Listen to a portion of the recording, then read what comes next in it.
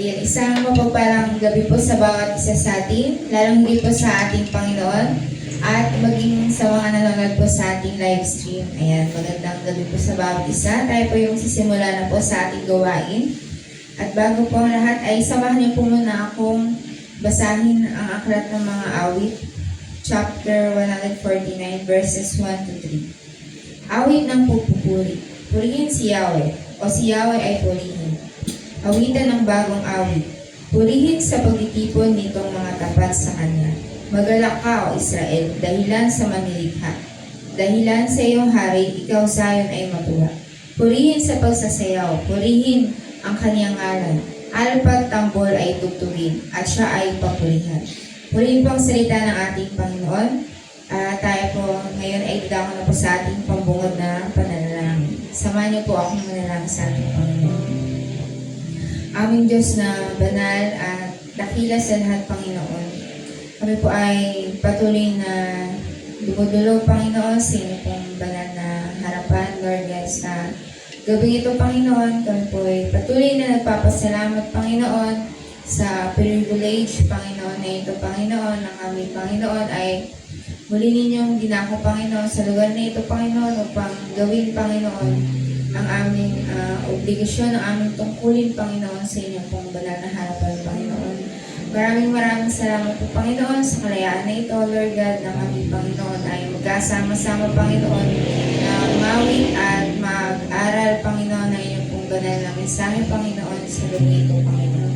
Maraming salamat po, Lord God, and we also pray, Panginoon, na ang bawat isa sa amin, Panginoon, sa mga oras nito, Panginoon, ay patuloy niyo po kaming kaugnayin, Panginoon, at gawin niyo po kami karapat-dapat, Panginoon, na umawit at mag-aral, Panginoon, ng inyong pong banal na mensahe sa gabi ito, Panginoon. Ano man pong nakikita niyo, Panginoon, ng hindrances, Panginoon, mga kasalanan, Panginoon, mga karumihan, Panginoon, na hindi pa naihingi ng tawag sa inyong pong banal na harapan, Panginoon.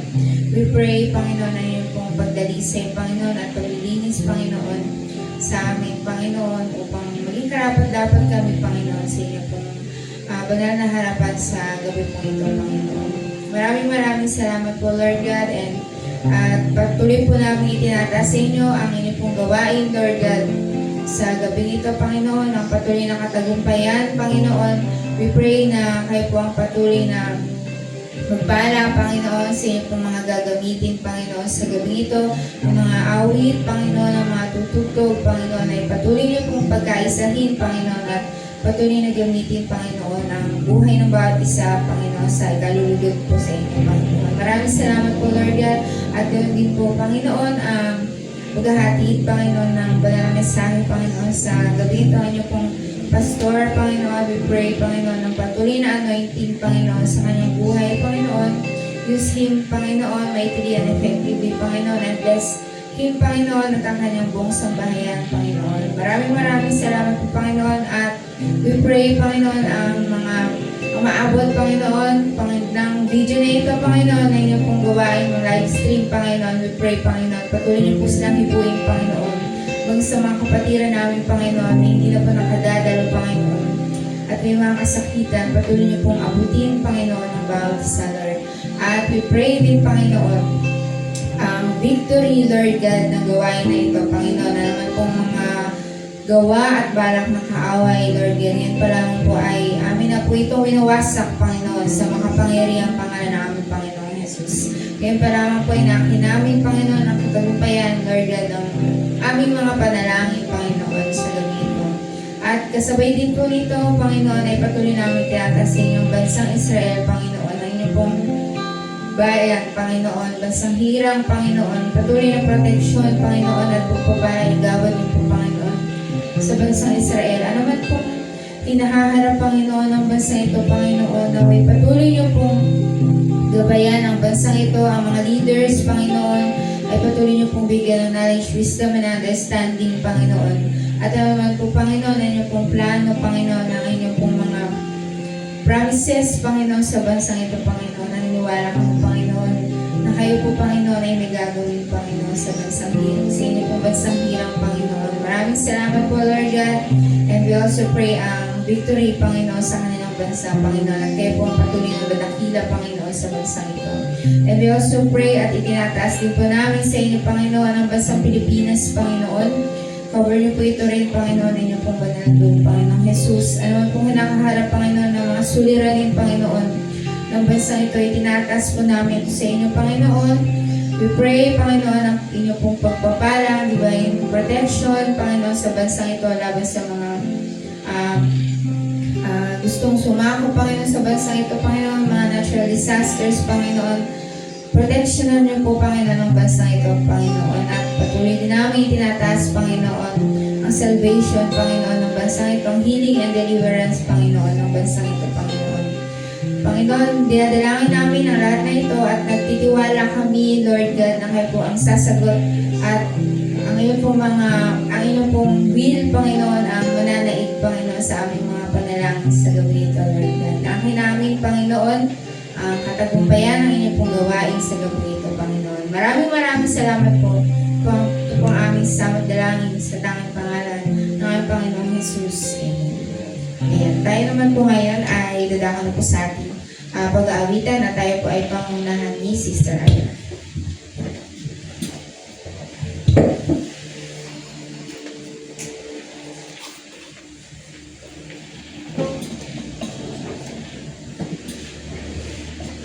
Awitan po natin ating Panginoon ng Diyos.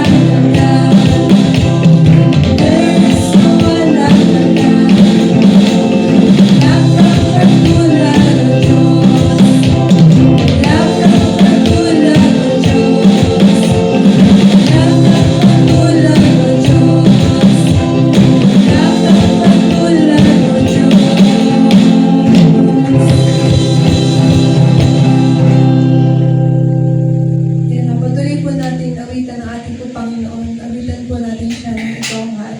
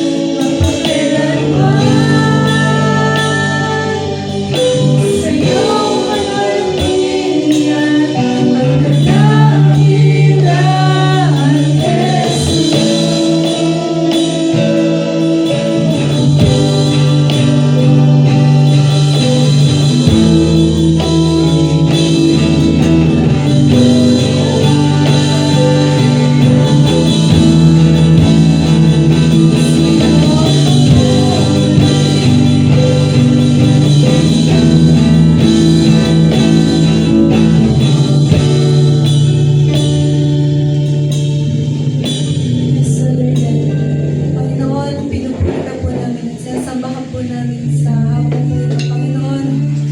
Maraming salamat, Lord God, sa araw nito, Panginoon, sa banal kalakasan, Lord God. At yun din po, Lord God, sa isang pong prayer, Lord God, na kayo po ay magpapurihan at sambahin, Panginoon, sa hapon po ito, Panginoon. Pinupuri ka po namin, nasamba ko po namin sa Panginoon Jesus.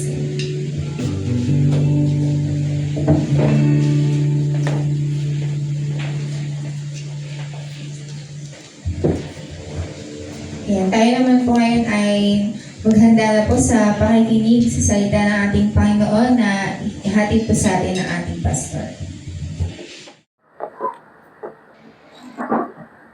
Purihin po ang ating Panginoong Diyos sa gabi pong ito at muli tayo po ay mag-aaral ng kanyang mga salita. Una, binabati ko po yung mga kapatid po natin sa ating Panginoong Diyos, sa Victorious Church in Christ, sa Jesus Dwelling House Church, at yung mga kapatid po natin na Divas sa Japan. At ganyan po sa lahat ng mga nanonood po sa live stream sa gabi pong ito, sumayin niyo po ang biyaya at pagpapala ng ating Panginoong Hesukristo. Ngayon po ay dadako po tayo. Ito po yung serye po ng pag-aaral po sa aklat po ng unang Pedro. At ngayon po ay nasa chapter 2 na po yung ating pinag-aaralan. Ngayon tatalakayin po natin yung verse 4 hanggang sa verse 10 po ng salita ng ating Panginoong Diyos. 1 Peter chapter 2 verse 4 hanggang verse 10, ito ang salita ng Diyos. Lumapit kayo sa Kanya sa batong buhay na itinakwil ng mga tao, ngunit pinili ng Diyos na mahalaga sa Kanyang paningin. Tulad ng mga batong buhay, maging bahagi kayo ng isang templong espiritual, bilang mga paring itinalaga para sa Diyos. Mag-alay kayo sa Diyos ng mga handog na espiritual na kalugod-lugod sa Kanya sa pamamagitan ni Hesukristo. Sapagkat sinasabi ng kasulatan, tingnan ninyo, inilalagay ko sa Siyon ang isang batong panulukan, pinili at mahalaga. Hindi mapapahiya ang sinumang sumasampalataya sa Kanya. Kaya nga, mahalaga siya sa inyong mga sumasampalataya sa Kanya.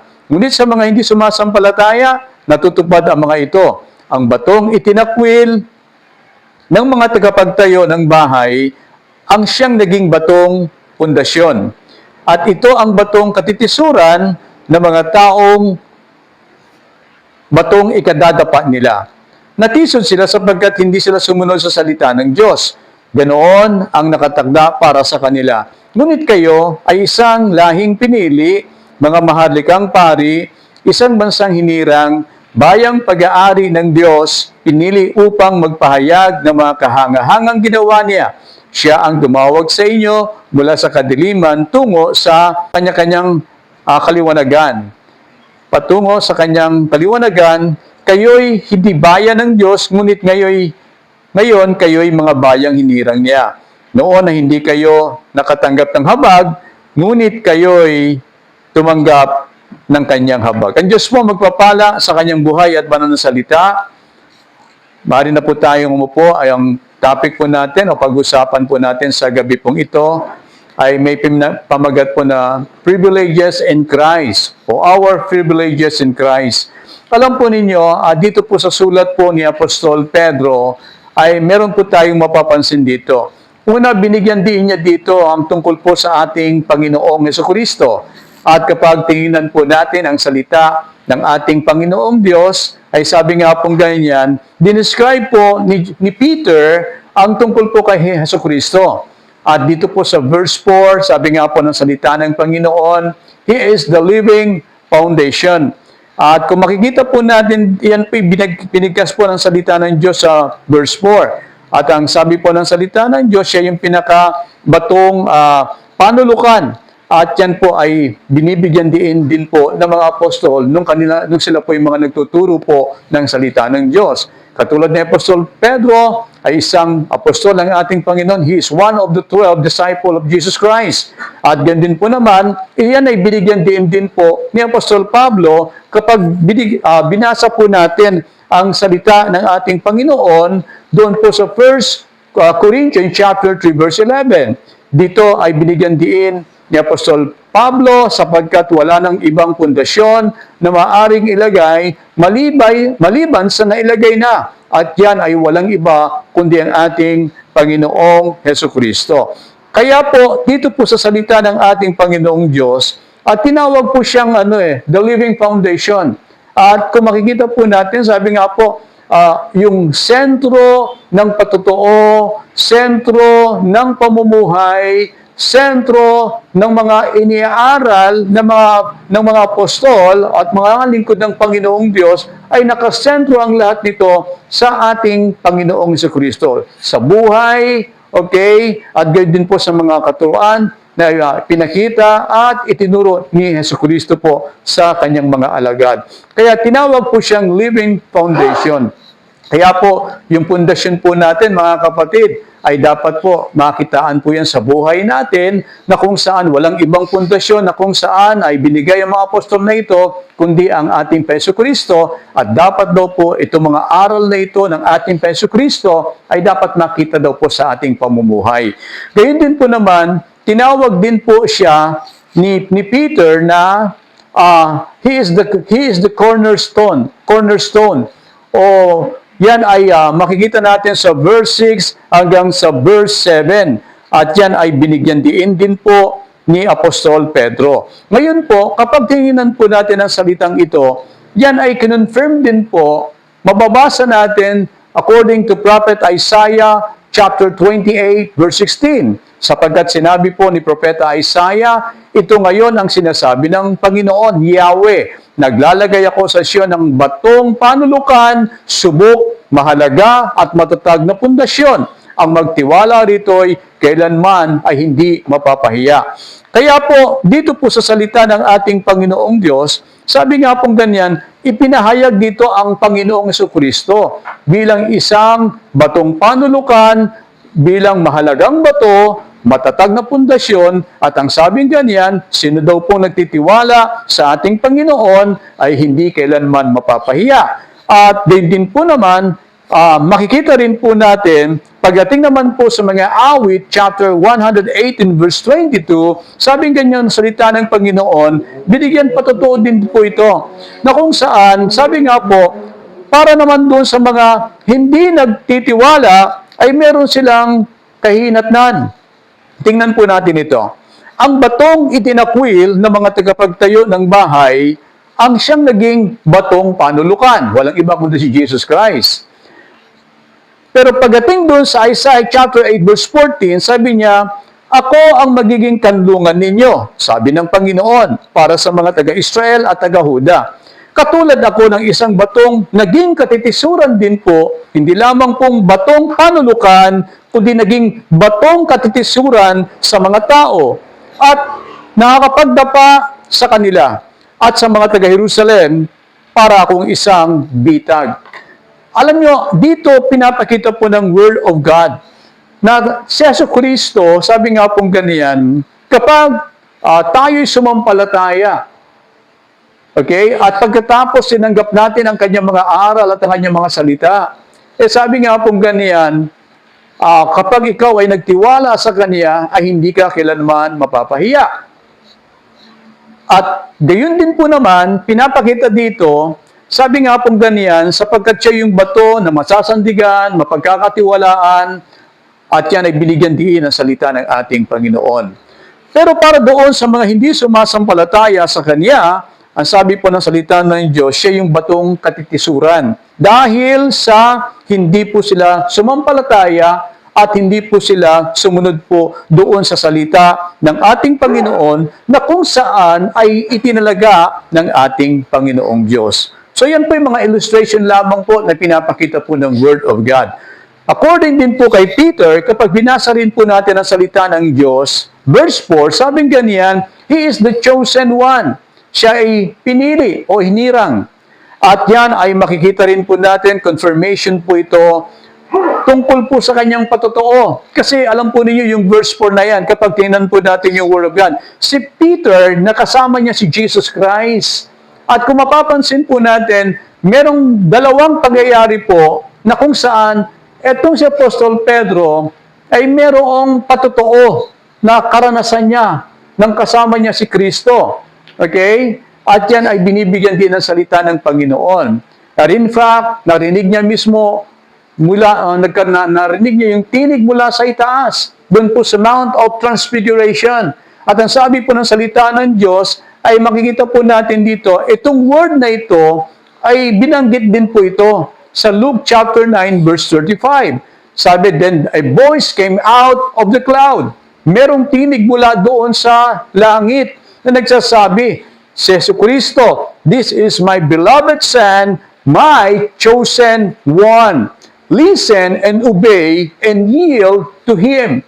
Yan ay mismong karanasan po ni Apostol Pedro. Kaya meron siyang karanasan kay Jesus Christ nung kasama niya pa ito at mismo meron nagpatotoo sa ating Panginoon Jesucristo. At ang mabigat na patotoo dito ay hindi patotoo po ito ng tao, kundi tinig mula sa langit yung kanyang narinig. Na kung saan nagsasabi ng tinig na ito ang minamahal kong anak na lubos kong kinalulugdan, siya ang aking hinirang o pinili. Yan ay isa sa mga patotoo na makikita po natin. At yan ay walang iba kundi kay Jesus Christ. Nakasentro po ang salitang yan sa ating Panginoon Kristo. Kaya din po naman, ipinakita rin po ni Apostol Pedro, pagdating ng verse 9, tungkol kay Jesus Christ, that He is the light. Kaya naman po, sabi nga po ganyan, ang sino man nagtiwala sa Kanya, sa ilaw, ay nagiging mga munting ilawan. No? They become, nagiging mga ilaw sila ng sanlibutan pong ito. Katulad nga po ng John chapter 8 verse 12, ito'y pinatotohanan din po ni Apostol Juan o John the Beloved. Sabi po sa Word of God, once more Jesus addressed the crowd. Ano pong sabi po ni Jesus Christ? I am the light of the world. He who follows me will not walk in the darkness, but will have the light of life. Kaya nga po, makikita natin, di ba? Lahat ng sumampalataya kay Kristo Jesus, ang sabi nga po, nakamtan nila ang liwanag ng buhay mula po sa ating Panginoong Kristo. Bakit? Kasi si Jesus Christ, siya ay ilaw po ng sanlibutang ito. Kaya maliwanag po yung sinasabi po ng salita ng ating Panginoong Diyos. Yan ay nagpapatungkol po sa ating Panginoong Jesucristo. Kaya naman po, kapag tayo po ay nagtiwala kay Jesucristo, sumampalataya tayo sa Kanya, ibinigay natin ang ating buhay po sa Kanya. Sabi nga pong ganyan, kakamtan natin yung sinasabing mga pangako po ng ating Panginoon. At hindi lamang po yan, merong sinasabing mga pribileyo na kung saan ay ibinigay sa lahat ng mga sumasampalataya. At kung makikita po natin, the word privilege, it means karapatan, right? O kaya naman daw po ay benefits. So ano itong sinasabi po mga pribileyong ito? Bilang mga mananampalataya o tagasunod ng ating Panginoong Jesucristo. As a people of God, according to verse 9 hanggang verse 10, ipinakita po yung mga pribileyong ito, that you are a chosen generation. Yan po binigkas po ng salita ng Diyos na mababasa po natin sa Deuteronomy chapter 7 verse 8. Sabi po ng Word of God, pinili niya kayo dahil sa pag-ibig niya sa inyo. Tingnan po yung word, no? Sa totoo lang, itong word na ito, binigkas ito ng Panginoong Diyos sa mga Israelites. Kasi kung makikita natin, ano ba naging dahilan kung bakit sila pinili ng ating Panginoon? Okay? Bakit? Matatag ba, malalakas ba sila? Meron bang nakita maganda sa kanila? Sa totoo lamang po, wala naman po Pero ano ang nagbunsod sa Panginoon? Bakit sila pinili? Take note, sabi sa Bible, dahil sa pag-ibig ng ating Panginoong Diyos. Kaya sino mang sumasampalataya sa ating Panginoon, tayo mga hinirang at pinili rin po ng Panginoon. Hindi lamang yung mga Israelites, kundi tayo na sumampalataya din po. We are the chosen generation. Pinili tayo ng Panginoon. Bakit? Bakit niya tayo pinili? Okay, meron ba nakita maganda sa ating buhay? Hindi. In fact, sa totoo lamang po, we are pagan. Mga pagano po tayo. Dati tayong kaaway ng Diyos, hindi sumasamba sa ating Panginoon, taksil tayo sa Kanya, nagre-rebelde tayo sa Kanya, ayaw natin yung Kanya mga panuntunan. Pero, dahil sa pag-ibig sa atin ng Panginoong Diyos, ito nagbunsod sa Diyos. Ito naging dahilan kung bakit pinili tayo ng ating Panginoon. At hindi lamang po yan mga salitang bintawan ng Panginoon, kundi sabi niyang ganyan, ito ay bilang pagtupad niya sa kanyang mga ipinangako. No? sa ating mga ancestor, sa ating mga ninuno. So, yan po ay binibigyan din. At alam ba ninyo, it speak of the grace of God. Ang dito po, tinutukoy dito ay walang iba kundi ang dahil sa biyaya ng ating Panginoong Diyos. We are chosen because of His grace and His love. Tayo'y pinili ng Panginoon dahil sa Kanyang biyaya at gayon din po sa Kanyang pag-ibig po sa atin. Isipin na lamang po natin ito. Sa dinami-dami ng mga tao po sa mundong ito, okay, kung billion man yan, kung billion, isipin ho ninyo na napusuan ka ng ating Panginoong Jesucristo. Di ba? Di ba magandang isipin yun? Napusuan ka ni Jesus. Sa dinami-dami ng mga tao na nirahan sa mundong ito na pinili ka niya. Napusuan ka niya. Di ba magandang pakinggan po yun? Gayun din po naman, kaya isang pribileyo po ito na kung saan ipinapakita po ni Lord. At gayon din po naman, ipinakita din po ng Word of God, you are royal priesthood.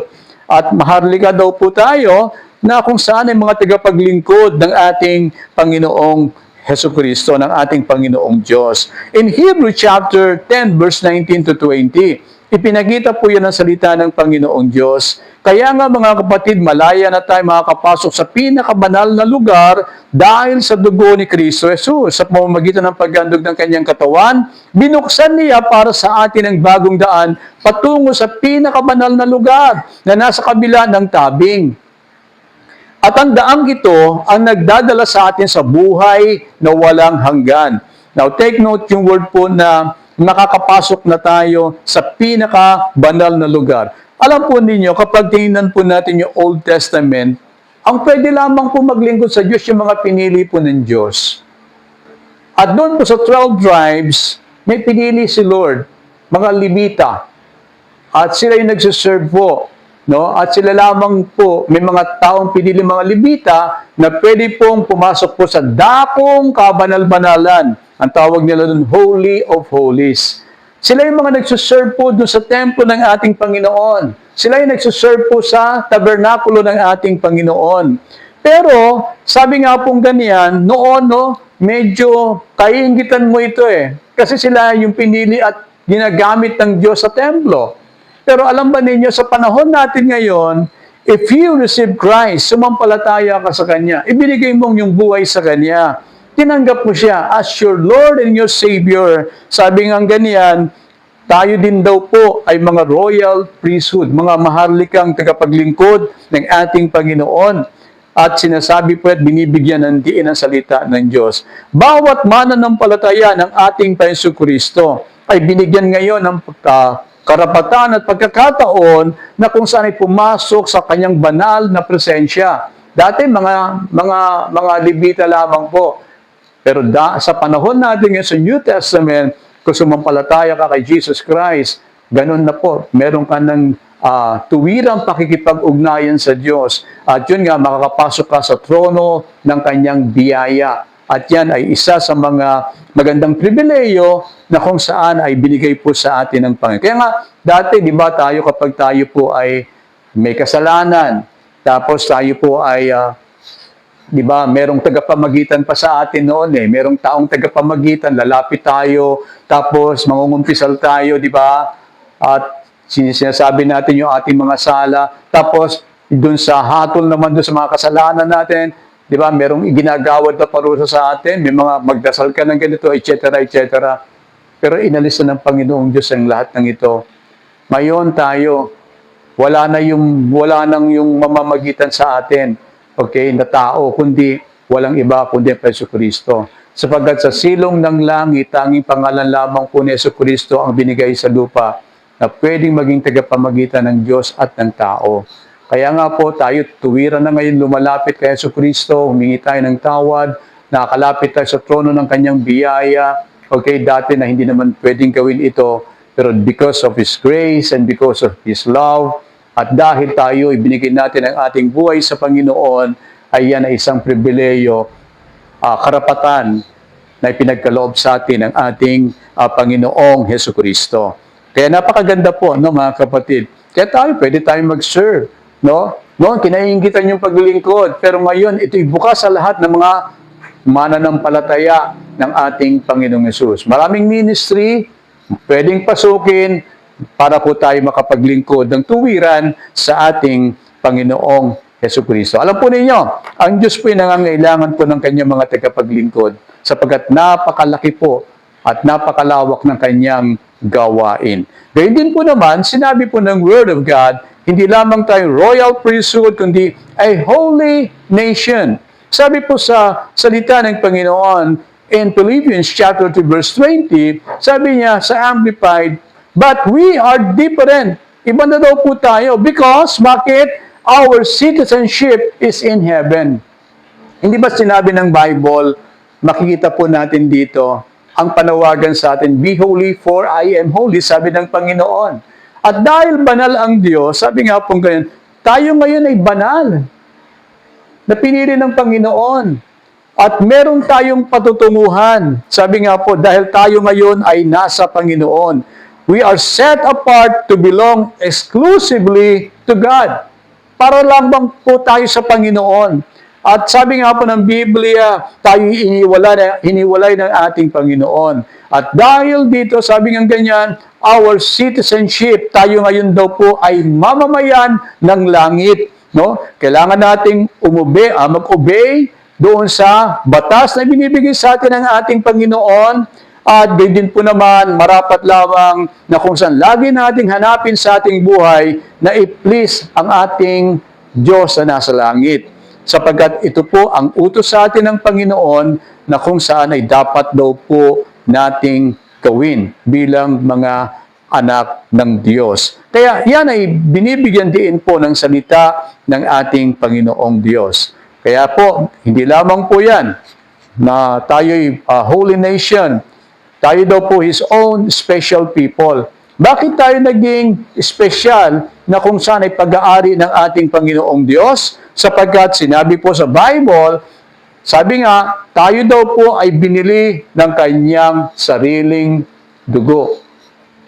Kaya kung titingnan natin dito, di ba, medyo mabigat po yung ginawa po ng ating Jesucristo at ang pinangtubos po sa atin, kasi dati naman, hindi tayo pag-aari eh. Sa totoo lamang po, ang nag-ahari, ang may-ari na sa atin because of the sin of our mga ninuno natin, ni Eva at ni Adan.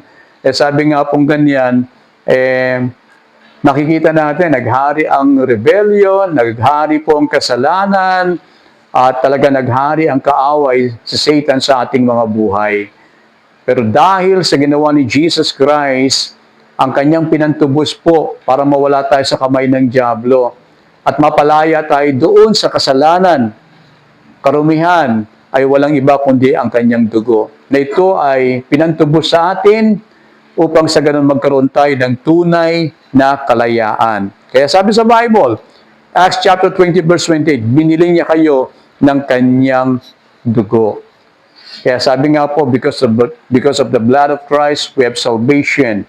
We have healing, we have deliverance, tunay na tayo pinalaya na ng Diyos. At kapag ikaw ay pinalaya ng Diyos, sabi po sa John chapter 8, tunay na ikaw ay malaya na. Okay? Tunay na ikaw ay malaya na. So, ano ngayon ang responsibility natin, mga kapatid, bilang dahil natanggap natin ang mga pribilehiyong ito, ano naman ang dapat nating gawin para po sa ating Panginoong Jesucristo, sa ating Panginoong Diyos? Sabi nga pong ganyan, our responsibilities, una, sabi niya, we must proclaim the praises of God. Dapat mamutawi daw po sa ating mga labi ang patuloy na papuri po sa ating Panginoong Diyos. At sabi nga pong ganyan ang salita ng Panginoon, no? At hindi lamang daw po yan, we must demonstrate what the grace and mercy of God can do. Ipakita natin sa mundong ito, ano bang nagawa ng biyaya ng Diyos sa ating buhay? Ano bang nagawa ng kahabagan ng ating Panginoong Diyos sa ating buhay? Alam po ninyo, kapag tingnan po natin ang biyaya ng Panginoon, napakaganda pong tanggapin ito. Napakagandang ibinigay sa atin ito ng ating Panginoon. Kasi because of His grace, love, and mercy, ay talaga namang nakita natin yung part ng Panginoong Diyos, yung kanyang tunay na pagmamahal at pagmamalasakit niya sa tao. Pero tayo bilang mga mananampalataya, sabi nga, we must pay back. Ano ang dapat natin ipakita? Let us demonstrate kung ano yung ginawa sa atin ni Jesus Christ. Ipakita natin na tayo nagbubuhay sa biyaya ng ating Panginoong Diyos, kahabagan niya at ng kanyang pagmamahal. So tayo po'y tumayong lahat at tayo po'y manalangin po sa ating Panginoon. O Diyos, kami po ay nagpupuri at nagpapasalamat po sa gabing ito sa iyong kabutihan po sa amin. At tunay, Panginoon, sa aming pagninilay-nilay ng iyong mga salita ay talagang naranasan namin, naramdaman namin sa aming buhay ang iyong pag-ibig, kahabagan at biyaya. Kaya naman po, dalangin namin na lagi niyo po kaming patnubayan sa buhay na ito at huwag mong hayaan, O Diyos, na ang buhay namin ito, Panginoon, ay muling maagaw ng kaaway. Lumakad kami according to your purpose and will at gawin namin yung aming responsibilidad po sa iyo bilang mga tinubos mula sa kasalanan.